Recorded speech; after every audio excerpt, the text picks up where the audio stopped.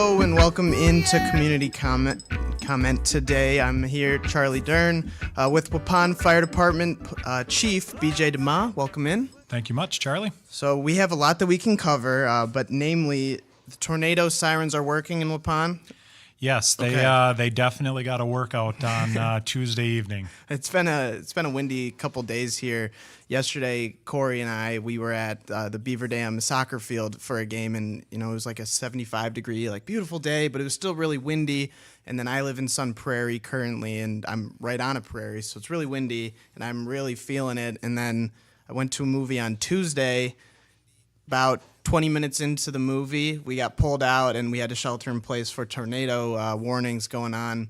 So then I had, a 15-minute warning call to get into the station that this is coming your way. So it was a busy time here at the station, and I'm sure it was a busy time for you guys at the fire department. Yeah, that was a storm that they had been predicting already Saturday, Sunday of this week. So plenty of notification in terms of trying to make the public aware, and I would say in some regards the storm was definitely as advertised as it rolled through our areas. And when you guys kind of have a jump on a storm like that, are there different preparations that you'll make? I don't know that the preparations are really that different. It gives us obviously more opportunity to try and educate the public that hey, this is a potential. The Weather Service does a great job at looking at forecasts 3 days out, 2 days out, and then the day of the event. So they're constantly making modifications to the forecast based on what modeling is showing, and the high winds. They talked about tornadoes. There was obviously a lot of radar indicated rotations. We did actually have a rotation that did go over Waupun and stayed to our northeast too.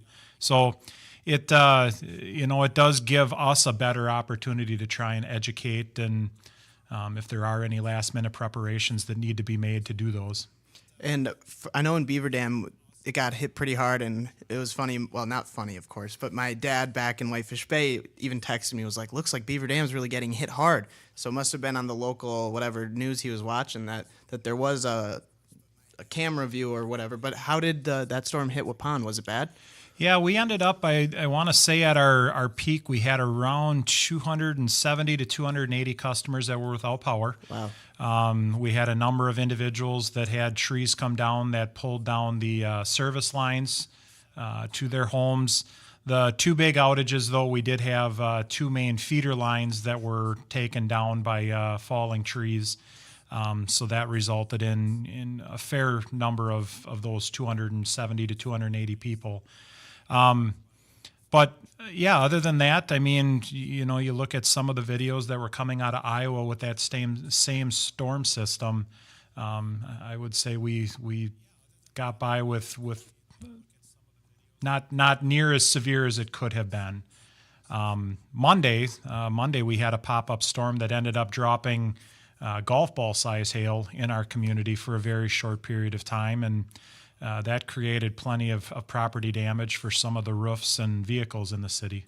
And when these kind of storms are happening, I saw a note on Facebook, I think it was from Dodge County Sheriff Dale Schmidt, saying, yes, we understand that the power is down, but we can't clog the phone lines right now with that kind of information. Would you say that is that how it works, kind of thing, where there's just people clogging the phone lines, not necessarily on purpose, of course, but... Yeah, I think, folks are trained that, if a wire's down, if it's arcing, if it's smoking, call 911. I tip my hat to the dispatchers, both in Fond du Lac and Dodge County. Just a true group of professionals, absolute rock stars when they go through these types of events, because the call volume that does come into those centers is tremendous. So for them to be able to process really, what is a new incident, what is somebody calling in for an incident that already exists, how do you try and get, if there's any updated information for responders that are going out. They have an extremely difficult job when we have severe weather events that come through.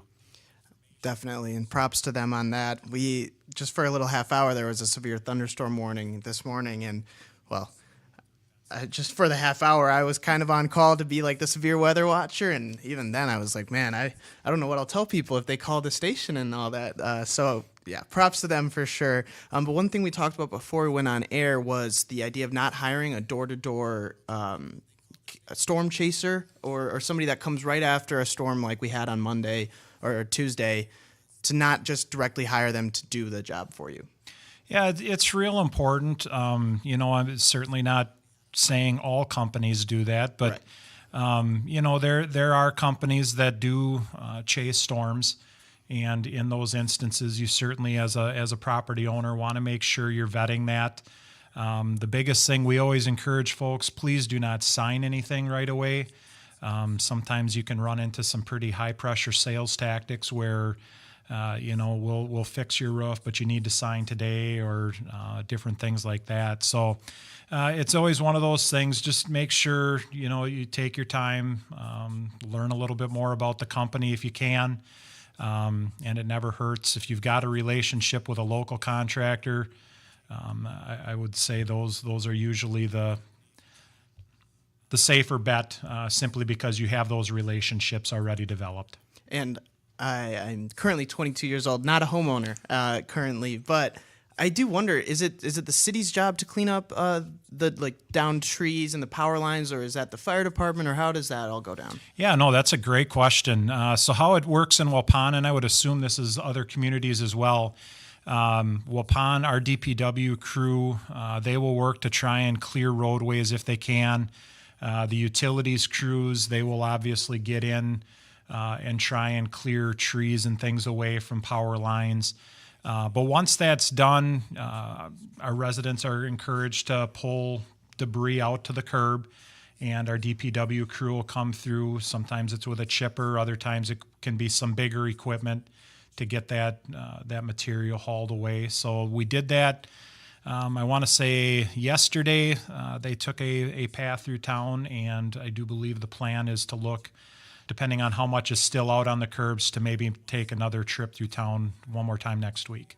Understood. Okay, and we're live on Community Comment. Charlie Dern here with Waupun Fire Department Chief BJ DeMa. 920-885-4446 is the call line if you have any questions. We'll be sure to get those answered. Well, I was doing a little scroll through of the Facebook page, and I saw a stat that really kind of showed out to me, and it was interesting. Over 40% of emergency responses outside of Waupun for the Waupun Fire Department are from motor vehicle accidents. So a lot of county highways and whatnot. Could you kind of talk about that and dealing with that and stuff that you're doing to train for those accidents? Yeah, sure. So Waupun is a unique community in that we do have two fire departments that we actually operate out of our facility. We have one department that is dedicated to the city proper, and then we've got what we call a community or a rural fire department. So when we talk about that stat of 40% of the calls that we respond to in the townships, that would be for our rural department. But you're absolutely right. We have a number of state highways. We have a number of county highways that run through our area. And we see a significant number of accidents that happen on those roadways. So that's very important for us as we talk about the different vehicle technology that's out there. We look back 15, 20 years ago, vehicles were much different in terms of the materials used to build them back then as they are today. We run into far more ultra high strength steels. One of the big things that we're seeing is going to be a huge change are electric vehicles and how we handle batteries in this phenomenon of what they call thermal runaway.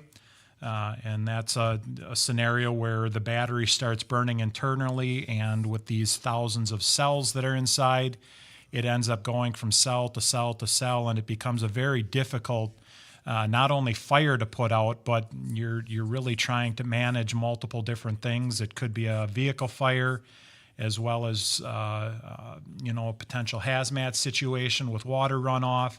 And you may still have individuals trapped in the car that you're trying to extricate as well. So there's a lot of different thought and training that goes into readiness and making sure as a response agency, our firefighters are as prepared as possible for those emergencies. I was talking, I think it was Dale.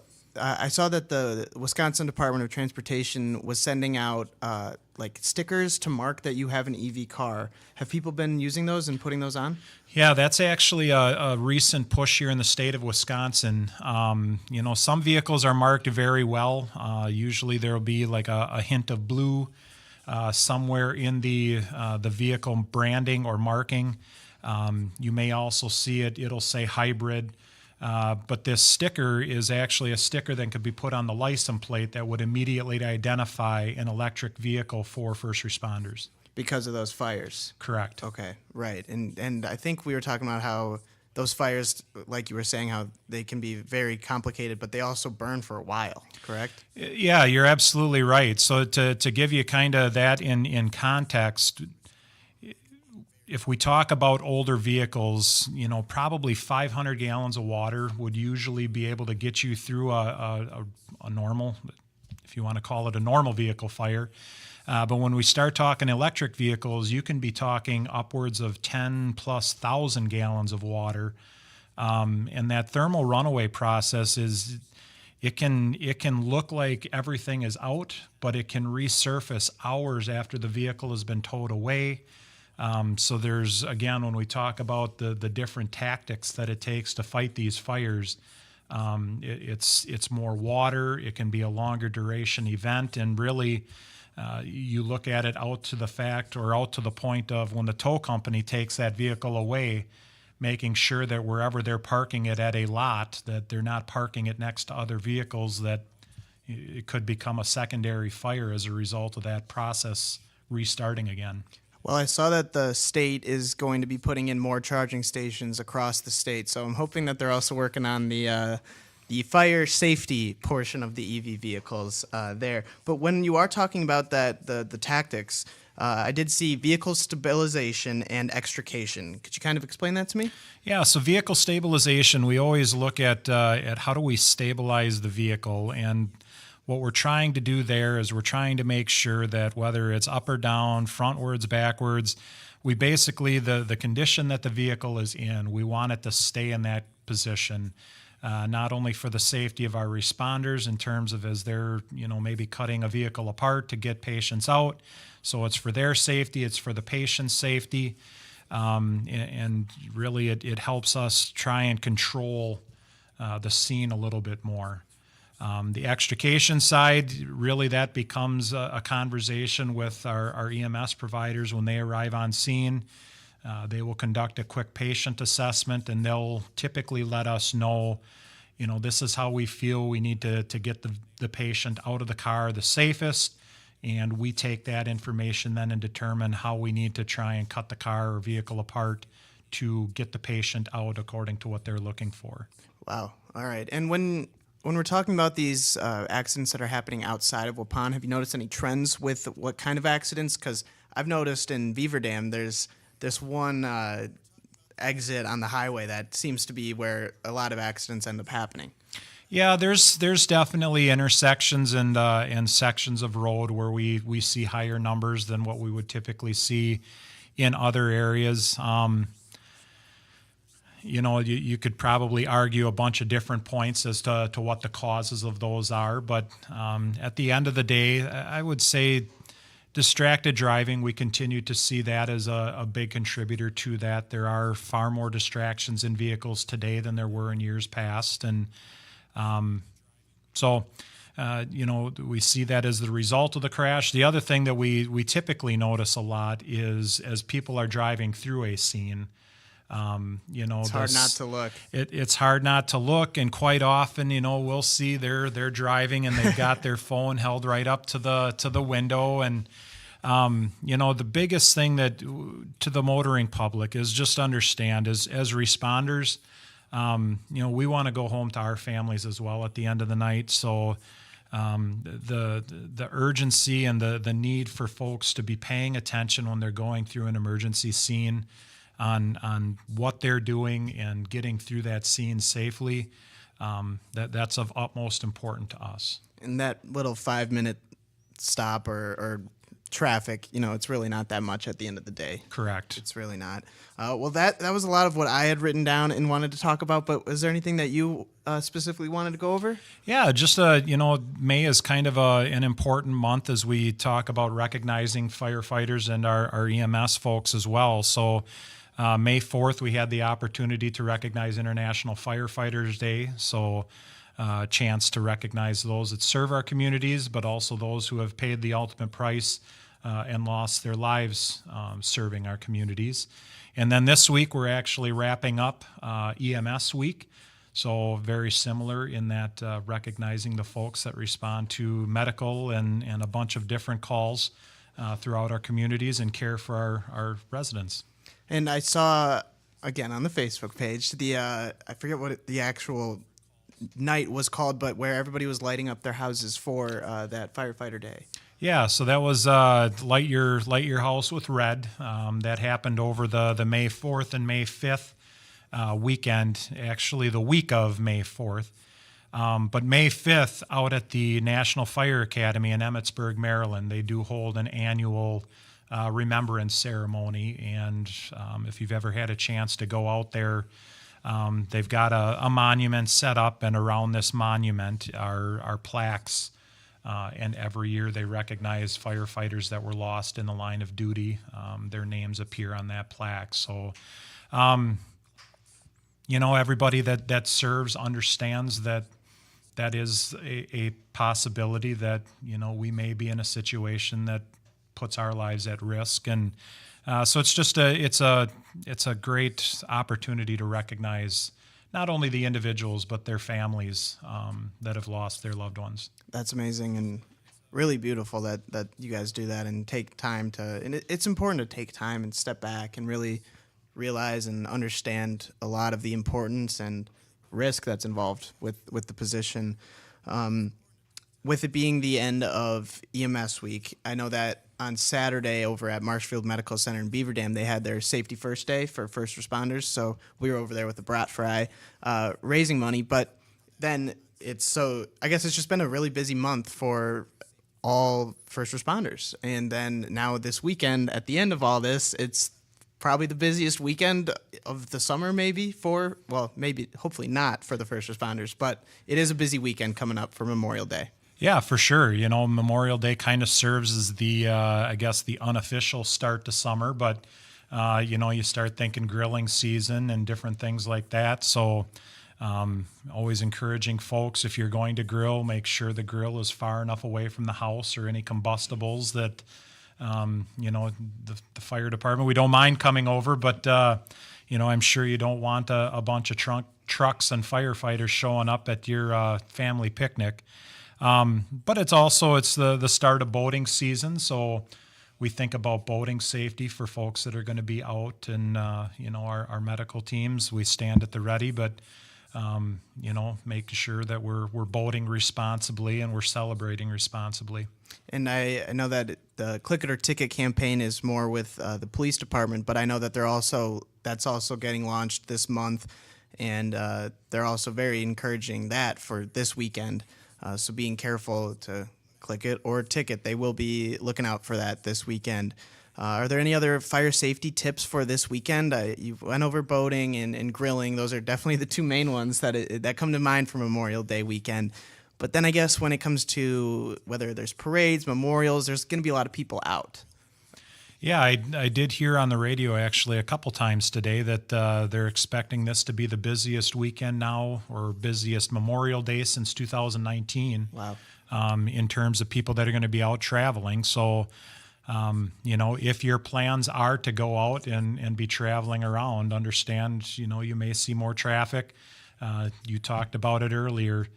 Just understand, give yourself a little extra time. Don't be in a rush, and safe driving is the best driving.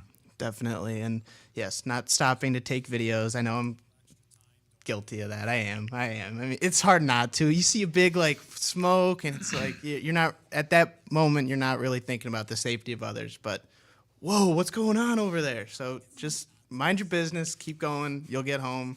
Everybody wants to get home and do all that. Well, I did see, and we were talking about it before, about the high school internship at the fire department. Could you kind of talk about that? Yeah, so we've been running this program now for probably 3-4 years. But what this high school internship program is it gives high school seniors an opportunity to take one, I guess, class block, if you will, per day to come down to the station. And they really get an opportunity to see some of the behind-the-scenes work that we do on the administrative side. This year's intern has really taken advantage of also attending our monthly trainings.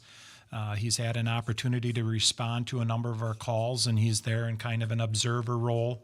Wow. He'll assist with some different tasks, but it's really been a great opportunity to try and figure out how can we better relate to our high school students who, junior, senior year, they're starting to make decisions. Most of them probably have already made decisions in terms of what am I looking to do with my future. So this year's intern, he's actually going to be pursuing a degree in fire and EMS. So that's been it's been an interesting dynamic working with him and knowing that this is what he wants to pursue as a profession. So there's been, I would say, maybe a little different level of engagement with him than we've had with some of our other interns. But it's a great way to make people aware of, especially younger kids, of what does the fire service entail when it comes to work.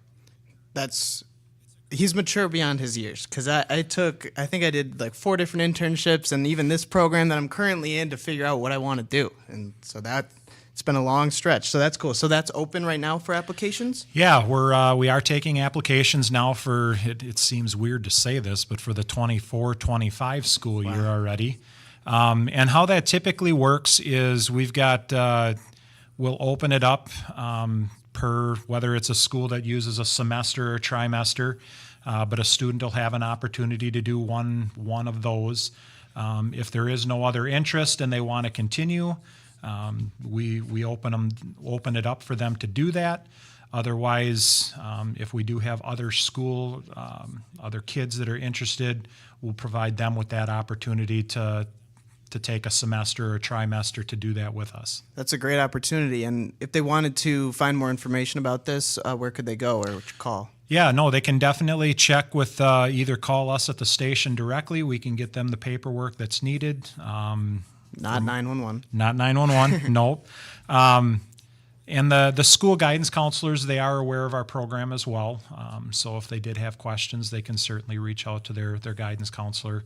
The biggest thing that I would probably say to the listeners right now, this program is only open to those individuals that live in our area and are attending schools in the Waupun district. But I know, check with your local fire departments. There are some that do offer similar programs as well. That's really interesting. I'm not sure if my community growing up did that, but I certainly know that I would have had friends or people I knew in high school that would have jumped at that, especially, that getting out of an hour class it's intriguing. It's intriguing. It is. And where this really came into play for us this year is, again, with our intern looking to do this as a career. He had an opportunity to kind of talk to the senior class and the student council specifically about doing a pre-prom mock crash event. So he had an opportunity to coordinate that with a bunch of different agencies from across the city, Dodge County, Fond du Lac County, and really put together a pretty impactful scenario where students had the ability to see an intoxicated driver causes a crash. We end up having multiple victims. One victim is unfortunately killed in the incident. So start to finish, they got to see what does the driver go through in terms of, they end up being guilty or found to be under the influence. So law enforcement deals with them. How EMS is interacting with all the other students with the different injuries, Flight for Life coming in to fly one of the patients out. Wow. And then even so far as having parents come in and, one parent being informed by the medical examiner that their child was lost in the incident, and the other parents being told, well, your child is being taken to the county jail and will be charged with vehicular homicide. That's heavy stuff. That's a lot heavier than my high school. We did the drunk goggles. That's a little bit heavier than the drunk goggles. So this was all taking place in like a parking lot? Yeah, right out in the high school parking lot. Wow. The last time we had done this was 2018, so it had been a number of years. In fact, again, our intern, he was in 6th grade at the time. Probably stuck with him. It did, and talking to the schools and some of the teachers, this stuck with some of the students as well, and that was really our aim. If we could get one child, one individual, to change a habit, it's successful. It did what it was supposed to. I was talking with some of my teammates here. There's a lot of things that kind of seem like issues or problems that happen, but like not to me. Like that doesn't happen in my world, and that's one of those things that's like, oh, well, that wouldn't happen to me. And then not an experiment, but a demonstration like that really shows you, yes, this could happen to you. It could happen to you at any moment. Yep.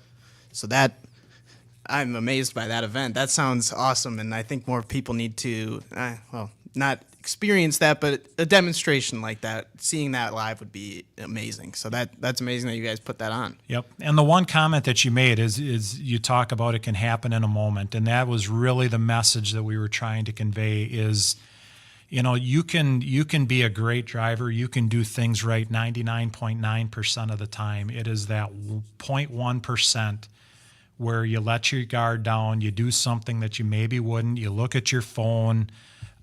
It can be that momentary distraction that can just have a tremendous change or impact in the future for many different people. Yeah, well, thanks so much for coming in. Again, I'm talking with Waupun Fire Department Chief BJ DeMa. BJ, is there anything else we wanted to go over? We've got a couple more minutes left in community comment today. No, I think that covered a lot of the things happening in Waupun. Awesome. Well, looking forward to you being on next month then. Hopefully that, times have kind of slowed down a bit for both of us. We were talking about busy times for us both. Well, thanks again for coming on to Community Comment, and that'll do it for today's Community Comment here on 95.3 WBEV, powered by Daily Dodge.